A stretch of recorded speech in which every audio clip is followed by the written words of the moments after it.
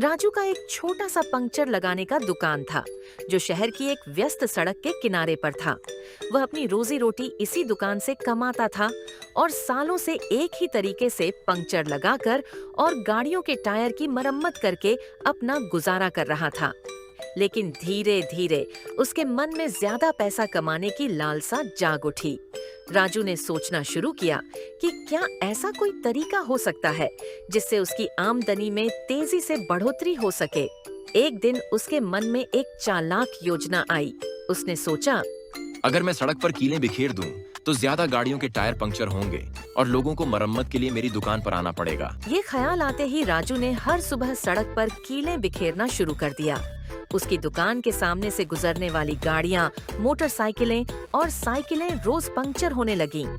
जब लोग अपनी पंक्चर गाड़ियां लेकर उसके पास आते, तो वह चालाकी से कहता, अरे भाई साहब, आपके टायर की तो हालत बहुत खराब है।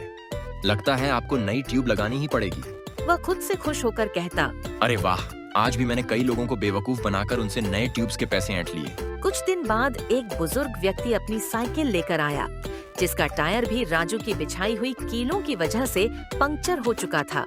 राजू ने हमेशा की तरह उसे भी ट्यूब बदलवाने की सलाह दी और कहा, बाबा जी, आपकी ट्यूब तो बिल्कुल खराब हो चुकी है। अब तो आपको नई ट्यूब ही लगानी पड़ेगी। बुजुर्ग ने राजू की बात सुनकर हैरानी से कहा, अरे ऐसा कैसे हो सकता है?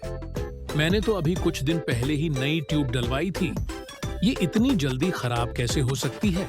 बुजुर्ग ने शक भरी निगाहों से राजू को देखा और कहा, बेटा, मुझे लगता है कि तुमने ही मेरी ट्यूब में कुछ गड़बड़ की है। राजू ने घबराकर बहाना बनाया, अरे बाबा जी, शायद दुकान वाले ने आपको खराब ट्यूब दे दी होगी।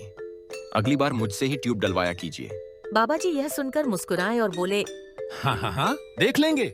कुछ दिन बाद कुछ और लोगों ने भी महसूस किया कि रोज उनके टायर ठीक उसी जगह पर पंक्चर होते हैं और अक्सर उन्हें नई ट्यूब्स लगवानी पड़ती हैं।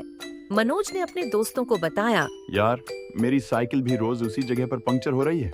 लगता है कुछ गड़बड़ जरूर है। रामू ने कहा, हाँ, कुछ तो है। चलो, कल सुबह उस दुकान वाले पर नजर रखते हैं और देखते हैं कि असली मामला क्या है। अगली सुबह लोगों ने राजू को छुप कर देखा। उन्हें अपनी आंखों पर विश्वास नहीं हुआ जब उन्होंने उसे सड़क पर कीलें बिखेरते देखा। जैसे ही राजू ने अपनी चालाकी शुरू की, लोगों ने उसे रंगे हाथों पकड़ लिया। उन्होंने गुस्से से कहा, तुम हमें रोज धोखा दे रहे थे। हर दिन हमारी ट्यूब्स को खराब करके हमसे पैसे ऐंठ रहे थे। राजू ने घबराकर बहाने बनाते हुए कहा, अरे नहीं नहीं भाई साहब, मैंने तो ऐसा कुछ भी नहीं किया। आपको गलतफहमी हो रही है, मैं तो कुछ भी नहीं जानता। लेकिन राजू की चालाकी और धोखाधड़ी का राज खुल चुका था।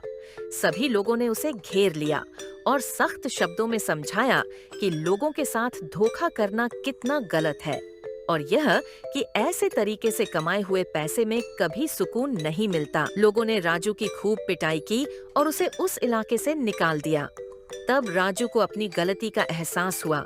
उस दिन के बाद वह सोचता रहा कि अगर उसने ईमानदारी से काम किया होता तो न सिर्फ लोग उसकी इज्जत करते, बल्कि वह संतोष और सुकून से अपनी जिंदगी भी जी सकता था।